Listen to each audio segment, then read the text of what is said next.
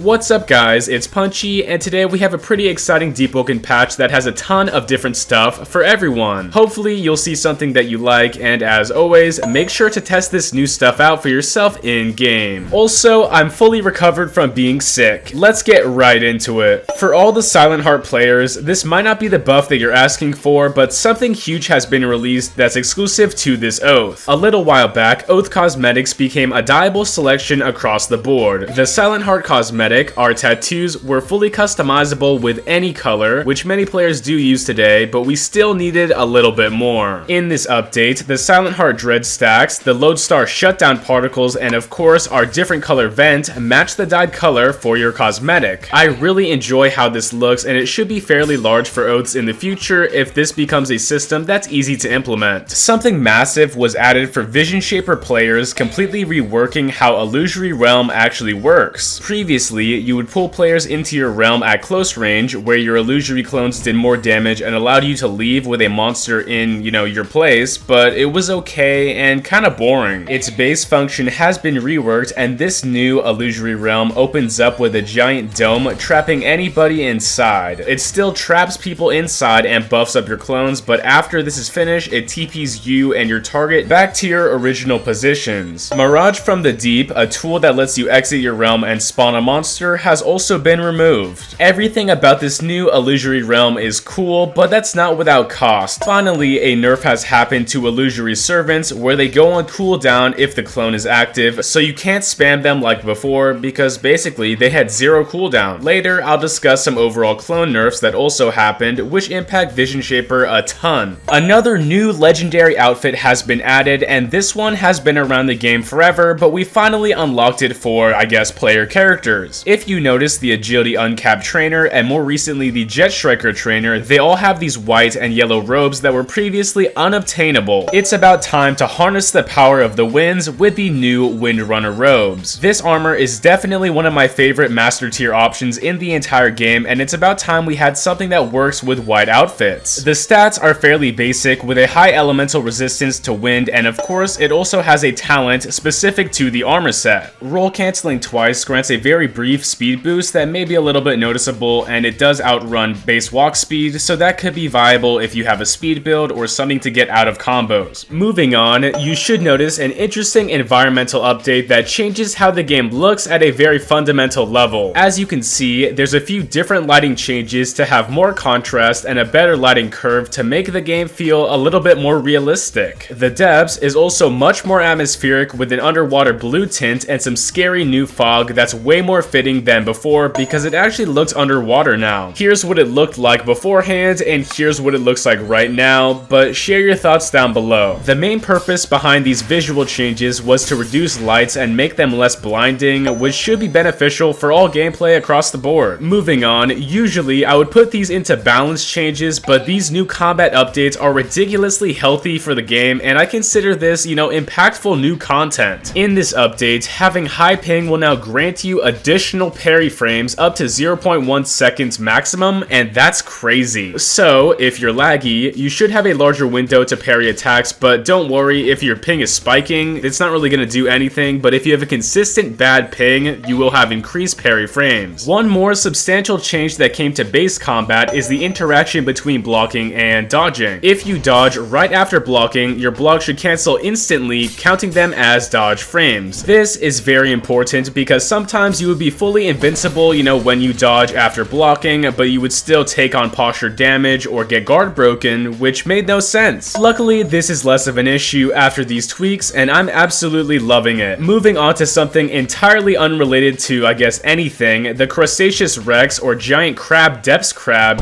whatever these are, have been retextured with totally new idle animations, and they look kinda cool. Instead of being shiny and goofy looking, these Crabbos should be a bit more realistic and, dare I say, spooky, with their twitchy animations and crusty textures. It's definitely funny to see. An absolutely groundbreaking update was released today for all things accessibility, as we finally gained access to customizable keybinds. Heading in game, if we open our settings tab at the top, we are greeted by a full-on mouse and keybind selection screen. It's very easy to pick any action you want and simply rebind those keys or mouse features for easier reach in game. This feature is extremely useful, and I think it's probably one of the best, if not the best, quality of life update to come to recent day Deepwoken, and also, I think this works with controller support. Anyway, moving on to some balancing, we see some interesting changes that might switch up how some builds interact and what was updated from last week. Something was added last patch as the change to mobility, which promotes fast gameplay but also puts down running away. Although I think this update was healthy for the state of Deepwoken gameplay, I had some complaints. Basically, by doing multiple mobility moves in quick succession without hitting anybody would cause you to travel less distance with those moves. After these updates, inside dungeons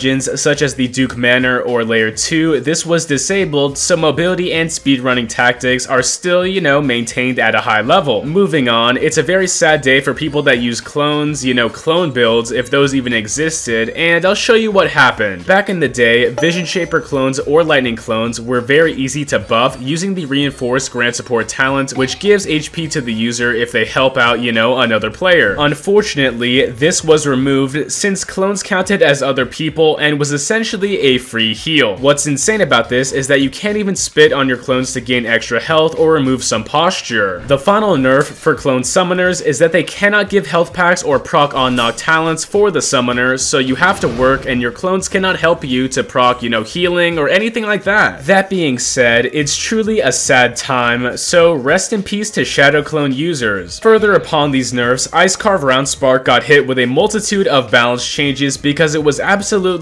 insane. If I'm being honest, our Beyblade powers might have been a little bit too crazy, as you can see right here. The Icecarve Round Spark now cancels on parry after being hit 3 times instead of the original 15 hits that it originally had, and it also suffered from a small damage and size nerf. On top of this, an interesting synergy, Warden's Blades, no longer stack to make a larger Beyblade, but luckily you can still maintain ice cubes on top of this combat spark if you really do want to stack on mantras. A small balance change, the base pen for Anklets of Ulsan has dropped from 50% from the initial Jus Karita bonus, so I'm not too sure how this will impact Jus Karita as an entire fist style, but I think it definitely needed to drop in damage since it's just so good. Something insane that we've all been asking for has been added to all fist weapons, and this is a fist indication of hitboxes and when you're swinging, and this is totally great because fist weapons are super hard to read, but now it may be a little bit easier. Hopefully this balances out the rest of, I guess, Jus Karita and, Legion Kata, everything that was problematic beforehand, but yeah, it's more equal to other weapons. Anyway, that's it for right now, and make sure to tap in and play some weekly Battle Royale. After the new atmospheric lighting, Battle Royale's map looks pretty cinematic, and I think it's worth checking out if you have a team. And that's all. Thanks so much for watching, and if you like exclusive update content just like this, make sure to like and subscribe. I'm aiming for 80k subs, and let's get there. Have a good one. It's punchin' time.